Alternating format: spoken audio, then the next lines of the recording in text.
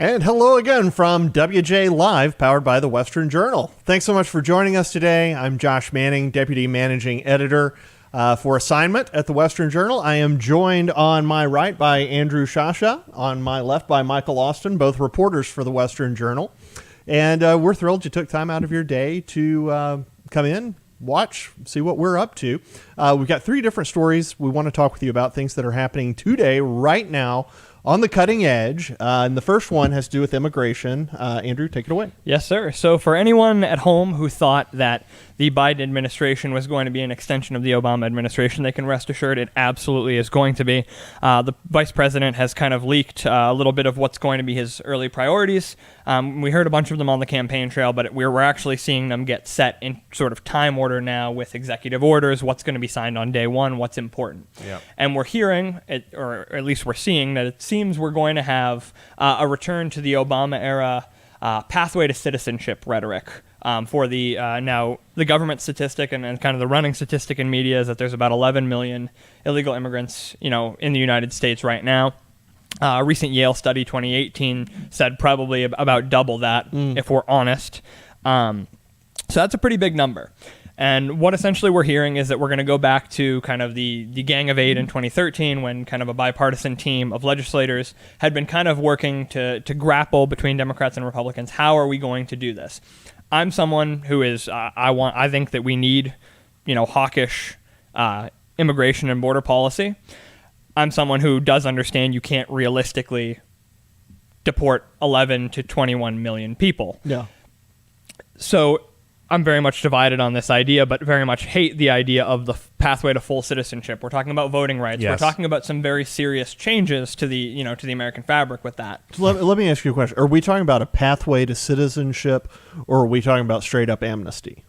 It sounds like a pathway to citizenship. Okay. It doesn't sound like immediate amnesty, but it sounds like they're going to be working towards citizenship. Okay. That's, even if that's 50%, make it all the way down the pathway. That's still 6 million new voters to 10 million new voters, depending on what statistics you look at.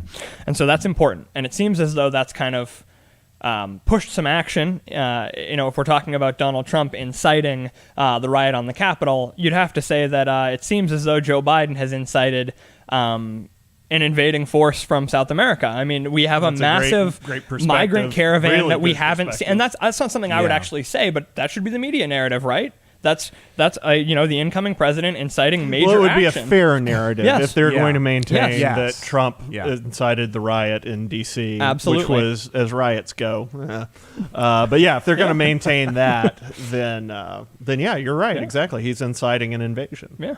And so what I can kind of derive from that, to me, that sounds like it's definitely a political play. It sounds like we've got two straight elections where the Democrats are nervous by just how close it was. These are people who don't seem to understand the Trump effect, don't understand what the appeal was. And for it to be that close 2 times in a row, why not try to tack on 20 million more votes in, the American Southwest, in Texas, in places that you could really see a kind of groundswell federal change in the election? It also means that labor is going to hurt real bad in the American inner city and in very, very rural communities. We've seen this already, but that's huge. So what I kind of want to forward to you guys, I'll start with you, Josh. I want to ask you both. I mean, I don't see I don't see the radical policies getting through under the split Senate that we have, with people like Joe Manchin and Kristen Sinema, a little bit more moderate, probably willing to kind of jockey some power for themselves out of this whole thing. But is this a possibility? Do you think we're going to see a pathway to citizenship get through under this Congress? Okay, if I were a betting man, I would say yes, simply because I think there are enough Weasley Republicans who would like to take immigration off the table. And of course, Democrats almost unanimously will be for this because, as you pointed out, should be a big voting block for them. It's a remarkable thing that Trump pulled about 30 of Hispanics this time around. At least 70% of Hispanics potentially voting in the other direction, and Trump's the most charismatic candidate we've had since Ronald Reagan. Yeah. So what Democrat wouldn't jump at the opportunity? Especially your point's so good that it was a razor thin margin. Whether legitimate or not, it was, the results were razor thin.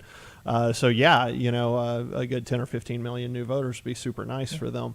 And I think there are enough weaselly Republicans who will either view it as compassionate, only it's compassion on people who are not their constituency. Yeah, You're supposed to show when there's a conflict of interest in compassion. If you're a United States lawmaker, you're supposed to go with United States citizens on that. But we've sort of abandoned that. That same kind of thing happened with the last COVID stimulus bill. Undoubtedly. Americans get less than 200 bill, and foreign entities get 700 or so. So, yeah, I think they will. I don't know that they'll. I don't know how they can permanently resolve the issue. I figure what they'll do is deal with the people who are here now. Which is what Reagan, pardon me, which is what Reagan did back in the 80s. But values have changed since then, and it is an alarming. It's an alarming thing. Rush said last week, his words, "Wake the hell up." 2022 isn't going to save us, and I think it's because of things like this that he's thinking. This was a very tight race, and we're in trouble. No, I mean, not to mention the simple fact that there are far more Republicans up in the Senate than there are Democrats in 2022. I mean, we're not starting out with a kind of a good electoral map in 2022. We can't be banking on that moment. I mean, what do you think, Michael? Do you think that this is something that's going to get through? Yeah, I mean, as has always been the case, Republicans are more willing to compromise, even to the detriment of their own voters, and Democrats just increasingly become entrenched in their own positions. So that leaves us vulnerable to when they gain power, that they're going to get all their policies through. So there is this strange sense, the strange thing that happens with Republicans. They seem to think. You're right. They're more likely to compromise, and they seem to think when they compromise that maybe the media will take the pressure will give off. them an inch, and maybe it'll buy some goodwill. And when Republicans will learn that that's not the case, I don't know. My entire life, going back as far as I can remember in politics, and I followed politics my whole life, that has never been the case. It has never bought anything. The closest Republican that they came to loving was John McCain, and remember how he was a racist. Mitt Romney is their hero now. Remember, he was a racist. He was going to put you back in chains. Exactly. So there's no quarter to be had there. They won't stop. No. I've talking to people over the weekend. I keep envisioning just this Roman phalanx coming from the left. And Republicans are busy trying to figure out, what do we do about this? Why did we lose? This, cue that, this, that, and the other. And they don't see what's coming at them exactly. As the left has control of all three, essentially has control of all three branches. Absolutely. And you guys got it this was my next point, was that there are a lot of these free market Republicans, free market to the point of detriment. I think all of us here believe in capitalism, believe in free market economics, but there are folks who are free market to the point where they'll allow the American people to be had if that's the case. And so I guess with Republicans being willing to do that, I mean, is this something where we're going to see, let's say, you can probably count on a good majority of that illegal population, California, the American Southwest where the border is, and Texas where the border is. Again, that is something that flips the electoral map a little bit. It plays with some things that we didn't want to see Arizona go blue this time around, and it seems that it might have. A lot of people have questions, but it seems it did. Texas has been in question the last 4 years, whether it's legitimate or not. A lot. It's completely overstated, but this could certainly change that. So I guess I want to ask you guys, if this were to come to fruition and we were to see a massive citizenship influx, is that the death of the Republican Party federally, or is that essentially a push of a bunch of moderate Democrats and a bunch of members of the black community into the Republican caucus? The black community, it's definitely a push for them to the Republican caucus. We've already seen African Americans come out in record numbers for Trump in this last election, and that's just going to continue to be the case. Larry Elder released a documentary this past year called Uncle Tom. It's kind of the history of the black conservative in America. And one of the things they pointed out in that documentary is how the Democratic Party is starting to abandon the black community in favor of the Hispanic community because they see the votes there, like we're talking about.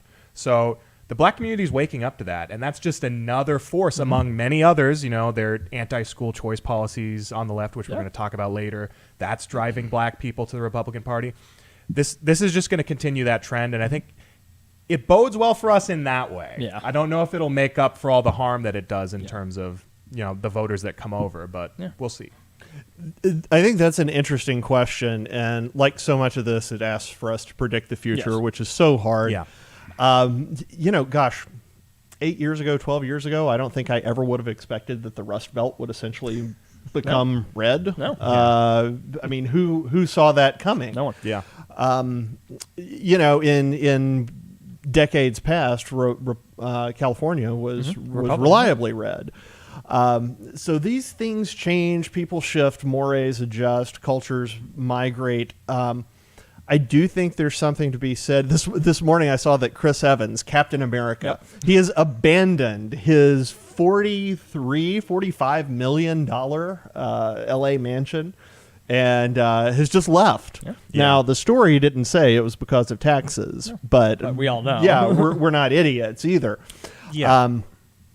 So it is interesting to think that maybe some of the people fleeing these really blue places, and there's a lot more flight happening from blue than to blue, maybe they are kind of waking up. And I don't know how to calculate that. It's also not clear what really happens with Hispanics a generation or two in. It may be that Hispanics are, sort of like the black population. The religiosity is high. Yeah, traditionally very conservative, small c conservative. There is a lot there to appeal to. And I think populism's super dangerous, right? You have to be very careful with it. It can be used for good as well as ill. Yeah. Probably more times for ill than not. But one of the things we really should thank Trump for is bringing a kind of American traditional patriotic populism kind of back into the fold for Republicans. And I think that is good for the party and probably bodes well for the future.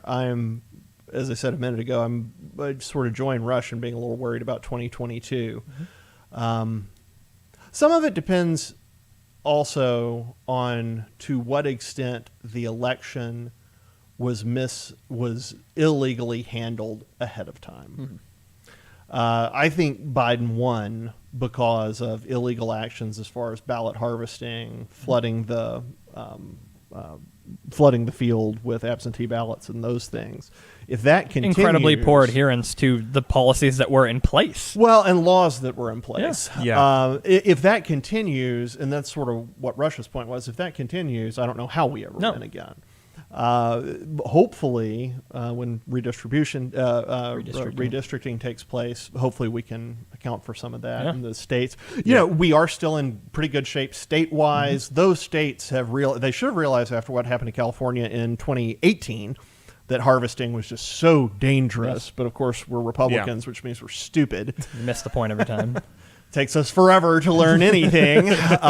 So hopefully by 2022, we've got that figured out. But yeah, I don't know. And Michael, I think you're right about what it does, I think, with the black population too. When they are definitely, I think Democrats definitely view them as the poor cousin now. Yes. If you're already getting 9 out of 10, there's not a lot you're going to be able to do to get that last 10%. However, if you've got all of these new citizens coming in, well, good gosh, you can go crazy, get new votes there. Yeah, absolutely. Good question. So, talking about illegals, talking about voting, talking about the legitimacy of how the vote has been perceived, I want to shift gears for a second and talk about D.C. leading up to the inauguration. Now, depending on who you're reading and at what point you've read it, we've got 20 to 25,000 National Guard troops deployed to the nation's capital. The fence that went around the Capitol now expands around the Supreme Court and the Library of Congress. I don't know who would riot in the Library of Congress, but if you know, I guess whatever. If anyone's going to be doing the book burning, it's going to be yeah. So this is interesting, though. I want to say a couple things about this, then I want to read something someone sent me earlier today and just get y'all's reaction on it. And we'd be interested to hear what you guys are. You can post in the comments what you're thinking as well. But it's a very interesting thing to me that what we're seeing in D.C. looks a whole lot more like North Korea than I ever would have expected it to look. There was some ominous video we got. We're putting a piece together. I don't know if it's out yet or not. We're putting a piece together on it showing U.S. military members marching in formation down D.C. streets at night. And it's, we absolutely love the American military, but you don't really expect to see them deployed on the streets of America, let alone the Capitol. Right. So what does it tell us? What does it tell us that there are 20 some odd thousand members of the military on the streets of the Capitol? It tells us that the people who are in the Capitol and the people who inhabit it, the elites there, that they are very scared of apparently a significant number of Americans. You don't need 20,000 people to put down a riot. The Capitol Police Force is 2,000 people, and they could have easily put that down, but they didn't do it. They didn't deploy. I think the entire city of Atlanta, I think, has about 3,000 or 4,000 police officers. So this is overwhelming force. They are terrified. So I guess the question is, what do you make of a ruling class that has to have 25,000 heavily armed soldiers protecting them from the voters, from the people? I mean, what do you make of that? I mean, the most revealing thing... Did conservatives just go crazy overnight? No, absolutely not. I think the most revealing part of it is that they don't care when it's your neighborhood. Like that is what appalls me the most about this whole thing, is that they don't care when it's your neighborhood. We heard from the establishment media, and by and large, we heard almost nothing from establishment politicians last summer when the rioting was going on. There were a couple of newer figures that spoke out. Of course, several conservative figures and mainstays spoke out. But for the most part, they were pretty silent. They were like, "This needs to stop. You need to be peaceful," and they reclined from their Twitter desk and stopped, because they don't care if it's inner city. Well, that was Republicans who said stop, but then didn't do much of anything. No, Democrats were saying, do it, take to the streets, keep going. This isn't stopping. Exactly. And so this idea that they're posting the videos you're talking about, and they're the left is saying, this is ominous. Look what you made us do. It's like, what do you mean, look what you made us do? A couple of people got incredibly far out of line in D.C. 2 weeks ago. Yeah. I mean, thousands of people got out of line last summer, and they did not seem to care whatsoever. Right, but it wasn't in their to your point, no, it wasn't in their backyard. And one thing that could have stopped this, or could have cut this off, would be a real audit of the election. Yes. Had they had any interest in doing that, we could have audited it all by now, and that would have closed the book on this. Now, there are some people out there who would never accept under any circumstances that Trump lost. Yeah. The vast majority of American conservatives are not in that group.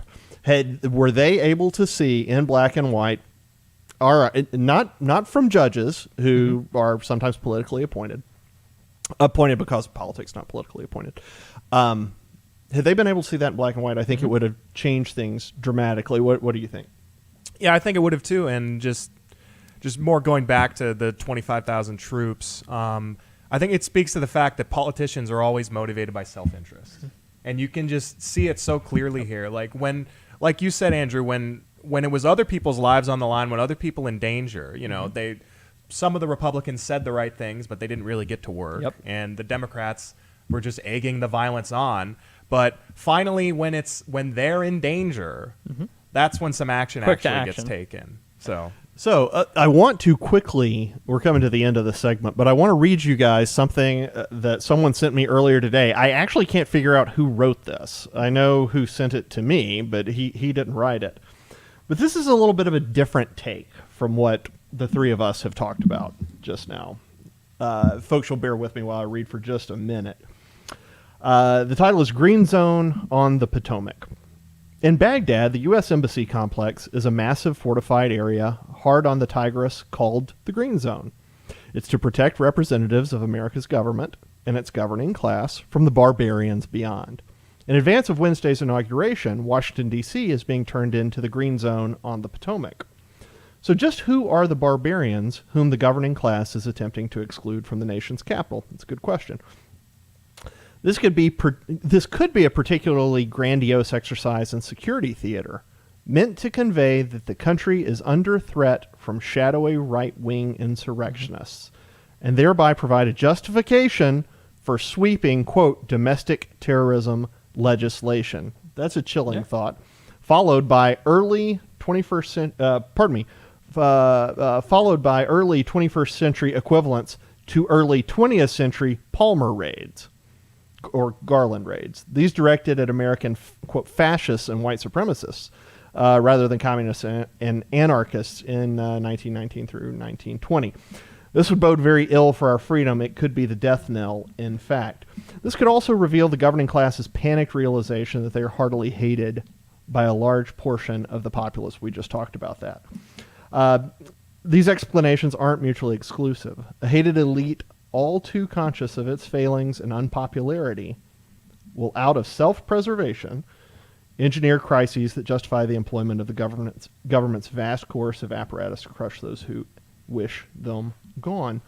So that's an interesting thought, that maybe this is actually security theater, and the whole point of this is to show, oh my gosh, look how dangerous all of the Trump supporters are. We had to have 25,000 troops in D.C. just because of how dangerous the Trump supporters are. So that suggests that all of this is just optics. It's political optics. What do we think about that? Yeah, one of my favorite follows on Twitter is a guy named James Lindsay. He talks a lot about the far left and a lot of their extreme rhetoric. And one of the things he's said in recent weeks is that the left has created this pseudo narrative about the Capitol incursion, and they're saying that it was some organized white supremacist insurrection that was led by Trump to take over the government. And I've seen so many Democratic we were going to take over the government with a guy wearing buffalo horns. Yeah. That was our best. It's hilarious.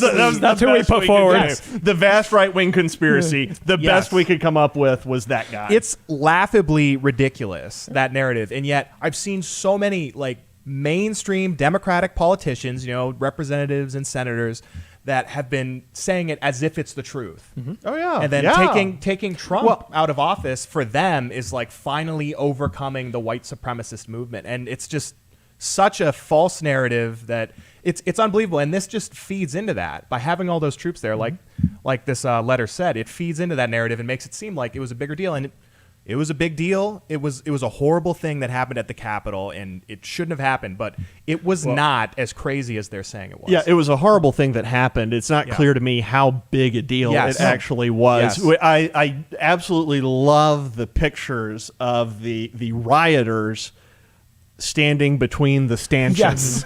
Yes. Yeah. The stanchions are the things at the movie theater and the bank that keep you in line. That is a heck of a riot. It's pretty orderly. So, and there's a question of how many of those people, how many of the people who were even in the Capitol were actually interested in doing any kind of harm at all. It seems like actually very few of them were. No, go ahead, and then I have. You also can't put it past these establishment Republicans to take part in this security theater that you're talking about to get the legislation that they want accomplished. I mean, I know that conservatives are kind of divided on this issue, but we see it in the security state, the surveillance state, and the Patriot Act. There are quite a few conservatives, myself included, who have gotten on board with the idea that what happened in the first decade of this century was atrocious. The power grab from on a bipartisan basis, the power grab in light of 9/11, again, another You're talking about major, like the Patriot Act and things like that. Absolutely. That this is the political class will do anything to aggregate power. And if that means making the constituents out to be domestic terrorists, half of their constituents, they're fine with that. We saw it in the early 2000s in light of 9/11 that they don't care who gets restricted in the general populace as long as they can point out a villain and they can say, we are the hero, and we are going to keep you safe. Yes. Yeah, we're standing between you and them. One quick note on this. Pardon me. We need a cough button, but I don't guess it would do any good since you guys can see us too. The left has relied on a narrative about racism and white supremacy and linked that inextricably and generally, I think, legitimate. The linkage is legitimate to Nazism. Problem is that doesn't describe conservatives in America today. What it does do, and what's interesting is that conservatives immediately recoil from that, saying, oh, of course we're not Nazis, with the same vigor that the left says Nazism is bad. Yes. Here's the deal. We all agree that that's bad. We all agree that what's called the extreme right is incredibly dangerous. Fascism is incredibly dangerous. Douglas Murray, I think someone else said it, but Douglas Murray trots it out every now and then, that we almost, do you know the quote I'm talking about? We almost learned, I'm sure I don't have this quite right, but we almost learned the two most important lessons of World War II. The first was that fascism, Nazism, is incredibly dangerous and destructive and has to be stopped at all costs. Yeah. We learned that lesson. The second lesson should have been leftism is incredibly dangerous and destructive and has to be stopped at all costs. And that we didn't learn. We almost learned both lessons from World War II. And what is just remarkable to me is how the mainstream leftists, like leftists who you know, who you have a relationship with, may call you a fascist. But we really don't go out of our way to point out just how dangerous the left is. Most Republicans don't, I don't think. And I think more conservatives are waking up to it. But what we are facing with the left is, so I guess my point is, there is not, Tucker, to echo what Tucker Carlson said a while back, to speak of, there are no white supremacists in America, none left. There are very few, very few. Couldn't fill a stadium. Yeah. That's good. Yeah. That's very good. One lesson learned. There are an incredibly high number of dogged, rabid leftists in America. And that should worry every single conservative, every single freedom-loving person out there. And, the best thing we can do right now is educate, is teach, remind people about what the truth is. Yes, and on education, so school choice is an issue that I've been very passionate about for a long time. A lot of us here at the Western Journal have been. And essentially, school choice is the idea that you fund that public education funding goes directly to students rather than institutions. So instead of enforcing these monopolies that these public schools have over different communities, letting the parents and the children decide what education is best for them. They pick the school. They pick the school. Other public schools, charter schools, the money follows the game. Not only does that give them a lot of choices, it also creates incentives for public schools to do better, which they don't have under the current system. But, the incentive right now is to do worse. Yes. It's to do worse. Get the more worse money. you get, the more they think you need money. And under the Donald Trump administration, there was a lot of hope for school choice policies, for school choice getting through to a lot of communities. Then when it became apparent that Joe Biden was going to win the election, things were looking a little more sour for those of us who were really hopeful that, starting in 2021, in his second term, that Trump would be able to bring in a lot more school choice policies. However, in January alone, there have been an unprecedented number of wins for those of us that support school choice. Legislatures in 8 different states this month have introduced bills to fund students instead of systems. That includes New Hampshire, Georgia, Missouri, Indiana, Nebraska, Virginia, Washington, and Oregon. That's on both sides of the political aisle. That's one of the best parts of it. But also, I wanted to give a shout out to my home state, Iowa Governor Kim Reynolds. She was speaking to the Iowa legislature, and she demanded that they bring her a bill that forwards school choice that funds students rather than systems. I just wanted to read a little bit about what she said at this address. I think it was last Tuesday. We should create education savings accounts for students who are trapped in failing schools. Let's give them another choice by making sure money isn't their barrier. Fund students, not systems. School choice isn't a zero-sum game. It has the potential to raise the quality of all schools, and for those that do fall behind, it ensures that our children don't fall with them. So I thought that was incredibly powerful.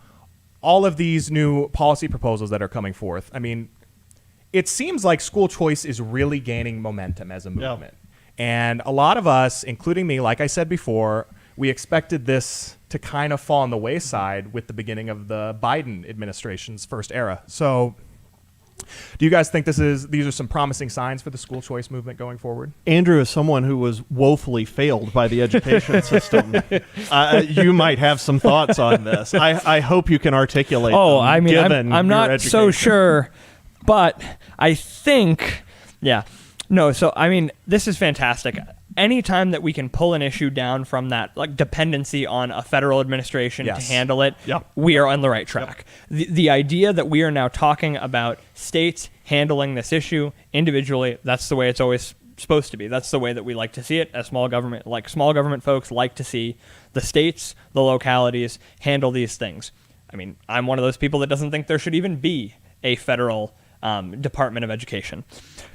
Whether you agree with that or not, that's fine. But the idea that we're pulling it down to the state level means we are going to gain ground no matter what now, and that's the most encouraging thing. So I agree with what Andrew's saying. Additionally, I think it's just fantastic to see bipartisan support for this. Yes. And this really, so folks, if you're out there, you're feeling super depressed about what's going on in the world right now in American politics, something like this might contextualize it a little bit more. First off, this is a long fight. We've been fighting for school choice for decades now. Yes. Decades. I remember growing up when homeschooling, it was very close to being made illegal in the state I grew up in. We've come a very long way on school choice. And, it doesn't get much more liberal than Washington and Oregon. The same place, places that have had nonstop rioting, the home of Chaz and then Chad. They've embraced that. So I think what that tells you, one, these things are a long fight, and we're not going to get victory overnight, but we have made progress. We've made progress in important places. The other thing is that, look, it is really easy to feel like the left holds all the cards. They hold a lot of cards, but you know what? Conservatives, at the end of the day, Americans want control of their money. They want control of their families. They want control of their lives. And that is what conservatives generally stand for. And I think there is a whole lot of hope to be found there. If a place like Washington, if a place like Oregon can push for school choice, that's a game changer. And breaking the left's monopoly on the education system. We went into this segment, we were talking about how education was needed. We need to teach people about history and about the dangers of the left. This is one more step in that direction. It's a very important thing. Yeah. And I think when you look at, so you mentioned we've been fighting for this for decades. And then all of a sudden, these pushes over the last couple of years, and then this month, just in January, have just really picked up speed. And I think we have Trump to thank for this. Yeah. For Trump brought school choice so much more into the mainstream. Betsy DeVos, as much as she's always demonized as that's why they demonize her. Exactly. They hate this so much because she pisses off the teachers unions. She pisses off the Democrats that are working hand in hand with the teachers unions because she's going to take the power away from them and she's going to give it to the children and their parents. So we have Betsy DeVos and Donald Trump to thank for this, and it looks like Biden's not going to be able to erase every part of Trump's legacy. So I agree with you. Victory there. Interesting things with immigration that I think actually could end up benefiting us as well. You were talking about what it would do to labor markets. That could drive more people into conservatives' arms. Fixing the education could do that as well. There is hope out there, folks. Yeah. There's hope. This is not the end of the world. At this point, what we do is we accept this was a loss, and we don't have to. Well, we don't have to accept that it was a loss. We do have to accept that at the end of the day, Trump did not win this one. And that is okay. We serve a king and not a president. We didn't vote him in, and we won't vote him out. And that should be encouraging at the end of the day. So that's our show for today. We went just a little bit over. Sorry for that. But thanks for sticking with us. A couple of notes. As always, we are here Monday through Friday, 5 p.m. Eastern, 2 p.m. Pacific. We do this live on air. If somebody does something incredibly stupid, you're going to get to see it. So just that alone is incentive to tune in. Yeah, live TV here, folks. Additionally, you're watching us on YouTube. If you're watching us there, make sure you hit the subscribe button. And after you hit that subscribe button, you're going to want to click the little bell. That bell is going to make sure that when we go live, you're going to get a notification for that. That's going to help sidestep the shadow banning you've all heard about.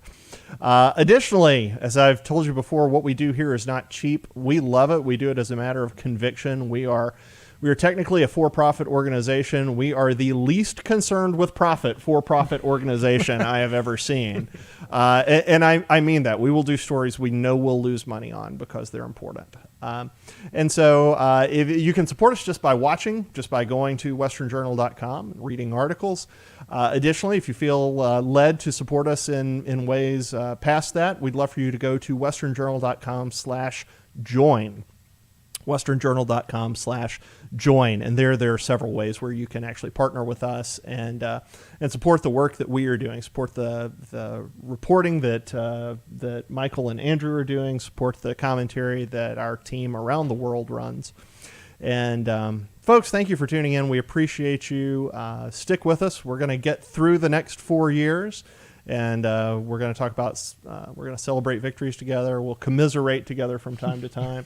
And we're going to come out stronger on the other side of it. Thanks for joining us, and we will see you tomorrow on WJ Live. Hey, guys. Huge story. We need a fresh card. Let's red label it. Roll as fast as we can. All right, on it. Sounds good. All right, guys, we got a red label breaking story. Can we get a picture for that? And can we try to get that out in the next 20 minutes? I want eyes on it as soon as possible. On it, Joe. 2 more minutes and we'll be live. Sam, we're going to need a slot for that story, so figure out what you want to bump. Ashley, we're going to want to translate it into Spanish yesterday. Sí, señor. We can slide it in at 2:30. It should be going out here in about 10 minutes.